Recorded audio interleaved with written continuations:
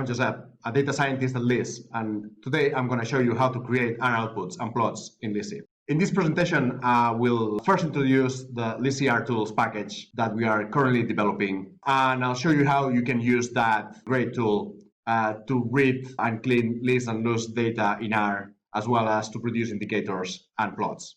So the LISSY tools is an R package that contains a toolkit, a set of functions that we've developed here at LISS in the context of some other projects, and that the code is publicly available so that all LISS and loose users can benefit from it. The main advantage of using these functions of LISSY tools is that they are specially designed to be used on LISS and loose data. So, for example, they contain checks to ensure that users apply these functions in the expected way and that there are no obvious mistakes that one might make with this kind of data. At the same time, and compared to functions in other packages or base R functions, they allow for a much faster reading, processing, and analysis of the list and loose data. Keep in mind, however, that we are still developing this package, and therefore there might be some substantial changes in its functions in the future. Now you're seeing the website of the package. This can be found in joseper.github.io/LissyRtools. In this website, you will always find the latest version of the functions and its documentation. This presentation can also be found with all the R code behind it in the vignette, which can be accessed through the articles here. There are mainly three types of functions in the LISSY package: those for importing the data, those for cleaning the data, and those to produce some output. The main function for importing data is the read LISSY files. Then the transform functions are those used to clean and process the data. Finally, print and plot functions are used to produce certain kind of outputs. Read LISSY files is a function that reads list or loose datasets. The only thing that we need to specify in this function is which files we want to import. This can be done in the format seen here, which is 2 letters for the country, 2 digits for the year, and H for household datasets, or P for individual datasets. Read LISSY files contains also an additional argument, which is the full year name argument, which defaults to true. If full year name is equal to true, the 2-digit year in the file names will be converted to 4-digit years. This can be very useful afterwards when analyzing or sorting the data. The definition and arguments of LISSY tool functions can be seen here in the Reference tab. The Reference tab lists all the functions in the package. If, for example, we have questions on how read LISSY files works, we can search the documentation in here. This documentation shows the definition of the function as well as its main arguments and a short explanation of those. There is also usually an example on how the function works. If we look at the documentation of read LISSY files, we see that it returns a name list with loaded files. This basically means that the output from read LISSY files is a list of datasets. This is the result of the previously executed function, stored on an object called LISSY datasets. We see that the class of the object is a list. We also see that it has length equal to 6. This is because we imported 6 datasets, which are stored inside of the list. When we look at the format of the objects inside of the list, we see that they have the table or data frame format. Another type of functions in the LISSY tools package are the transform functions. These functions are used to process and clean the data. Here we see some examples of these transform type of functions. What they do should be obvious from their name. For example, transform underscore negative values to 0 recodes all negative values of a variable into zeros. Similarly, transform underscore zeros to NA recodes all zeros into missing values. Again, if you are unclear of what these variables do, you can go back to the reference section of the website of the LISSY tools package and check the definition of and arguments that these functions use. Transform topcode with IQR, what it does is that it deals with outliers by applying an upper limit on the logarithm transform variable by using the interquartile range. Transform underscore equalize adjust the variable by the number of household members. Transform underscore adjust by list PPP adjust the variable by the consumer price index and the purchase power parity deflators. So it can be used directly to compare monetary values across different data sets. Transform underscore weight by household size multiplies the weights by the number of individuals in the household. This should be used for computations at household level. In future versions of the package, there might be many more transform type of functions for cleaning and processing the data. This will always be found on the website of the package. Here we can see how these transform underscore type of functions can be used in practice. We need to pass the imported dataset into these functions. The easiest way to do this is with magrittr pipe, as we see in here. This pipe, what it does is it passes the left-hand side argument to the right-hand side function. For example, here we first pass LISSY datasets into transform underscore negative values to 0.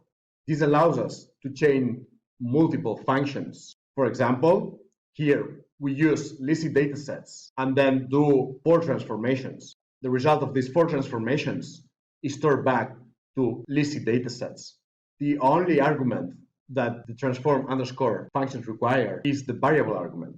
This specifies to which variable of the LISSY datasets, in this case, the transformations should be applied. Keep in mind, however, that some of these transformations might have other arguments that you'd like to specify. For example, the transform underscore top code with IQR can have different thresholds at which the top code is applied. These other arguments can be seen in the documentation of the functions on the LISSY tools webpage. Another way of storing the results of the transformations is by using this composite assignment pipe from the magrittr package as well. This is the equivalent to the assignment shown above. The composite assignment basically passes the left argument, in this case the LISSY datasets list, into all the transformations and then stores the result back to the argument on the left-hand side. These transform underscore type of functions function in a way similar to apply type of functions, which means that they apply the transformation to all the elements of the list we are passing. For example, in this case, these 4 transformations will be applied to all the elements of the LISSY datasets list. The other type of functions that the package contains are the output functions. For example, the print underscore type of functions produce written outputs. The print underscore indicator function. The print underscore indicator function displays the outputs for an indicator, such as the mean, the median, the Gini coefficient, or percentile ratios, like the 90-10. As you can see here, we can chain the transformation and print underscore functions. This provides a whole chain of data cleaning and printing indicators. Here, the files that have been previously read with the read LISSY files function are transformed and the Gini coefficient is printed with the print indicator all in one chain. We could also chain here the read function at the beginning and not even store the result of that in the LISSY datasets, but just input it to the transform and then to the print function. Thus, if we wanted to obtain the Gini coefficient of a subset of lists or loose datasets, we would just need to paste this code into LISSY, and in one chunk of code, which would be 6, 7, or 8 lines, we would perform the reading of the datasets, the data cleaning process, and the printing of the indicators. The print underscore indicators use 3 main arguments. Similar to the transform underscore functions, we need to specify for which variable we want the output to be displayed. In this case, we choose DHI. The next argument is the indicator argument. Here, we need to specify which indicator we want to compute. For example, the mean, the median, the Gini, or the ratio. Last, if we have missing values on those variables, we need to set na.rm equal to true. The defaults of na.rm, this is remove missing values, is false. This is done to avoid inadvertent errors by produced by missing values. See that the output of print indicator is a named vector. The names of the vector are the names of the imported files with the 4-digit year format. The actual content of the vector are the Gini coefficients. We could store this result in a new R object and then process it further with some other action. For example, we could sort the result from those countries with the largest Gini coefficient to the lowest. To do that in LISSY, it's pretty much the same. You just need to go to LISSY, open a list project with the R package, put whatever subject you think is fit.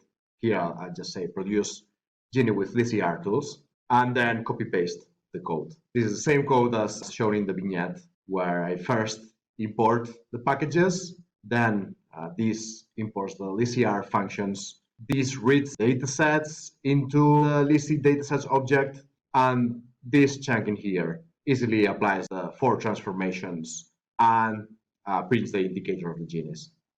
Very similar to the print indicator function is the plot indicator one. Plot indicator, instead of returning a displayed printed output, it returns a plot. The arguments that we need to pass to plot indicator are exactly the same as those for print indicator. Here, you see an example of plot produced by plot underscore indicator. There is an extra argument, however, which controls the theme of the plot. This is the font and the colors and the size of the characters shown in it.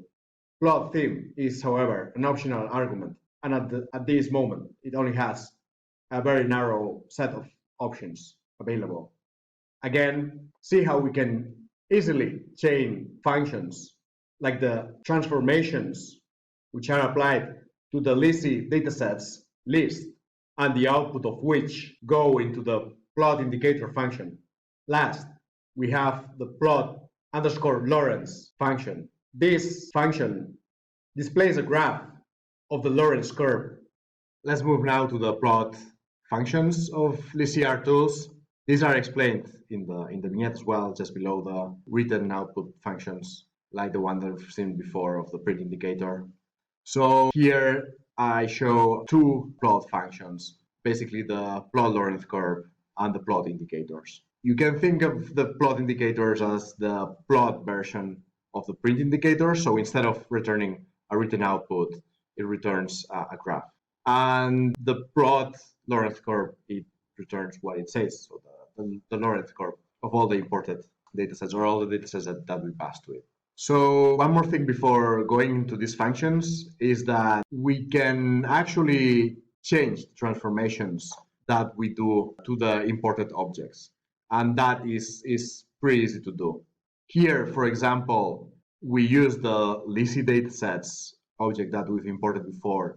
And with this exact Magritte R assignment operator, it does the 4 transformations stated here, and it stores them back to LISSY datasets. So I wouldn't have to copy paste all the 4 transformations for every written output or every plot that I want to produce. Here, for example, I do the 4 transformations, I assign the new object, the new cleaned object to LISSY datasets, and then I go into the plots. This is why these modified LISSY datasets go directly into the plot Lorentz curve function, right? So again, the plot functions, like all functions in LISSY R tools, you need to specify which variable you want to operate with. And then there is the plot theme, which at this moment it has a number of reduced options, and it's just optional. Similar to the plot Lorentz curve, which plots the Lorentz curve, we have the plot indicator, which plots an indicator like the mean, median, Gini, or ratio of percentiles. Again, like the plot, like the print indicator function. In plot indicator function, you need to specify which indicator you want to plot in the indicator argument. Then keep in mind that each LISSY session can only produce 1 graph at a time. This is because if you produce more than 1 graph, then the latest one would override the previous ones. So it would only export the latest graph that you produce. This said, let's now go to LISSY and I'll show you how to produce those graphs. This is the copy-pasted code from the vignette, and I again prepare the session by importing certain R libraries. I read the LISSY tools, functions. I read again the files. I apply all the transformations, and I store them back to LISSY datasets with the magritte operator. And then I use the transform data to plot the Lorentz curve, right? Then I would just need to run this code and go to the outputs. And here I would see the graph that the code has produced. Well, let's now do the same with the plot indicators function. So we just need to change this part here for this. So this applies an additional transformation, which is the adjustment by the PPP, right? So as we are comparing different countries in different years, that they are using different currencies, this means that we need to apply this adjustment to make them comparable. This is not needed in the Lorentz curve or nor for the Gini indicators, but yes, for the indicator that I'm using here, which is the median. So if I want to compute the median of the DHI for these 6 files that I've imported here, I need to apply this extra transformation. I could have perfectly put this transformation in the previous chunk of code with all the other transformations. Okay, now let's run this code and see what output it produces. So this is the graph with the median DHI for each of the 6 countries computed. To retrieve it, you can just do a right click, save image as, and then store it wherever you want in your local computer. To summarize, the LISSY tools contains functions to read, process, and analyze data. These share the same design and grammar and can be easily combined to produce a full data process. Keep in mind, however, that this package is still in development. You will always find the most updated information on the package website. Thank you. If you have any comments or feedback on the package, please feel free to send me an email to espasareig@lissdatacenter.org. This is ESPASAREIG@lissdatacenter.org.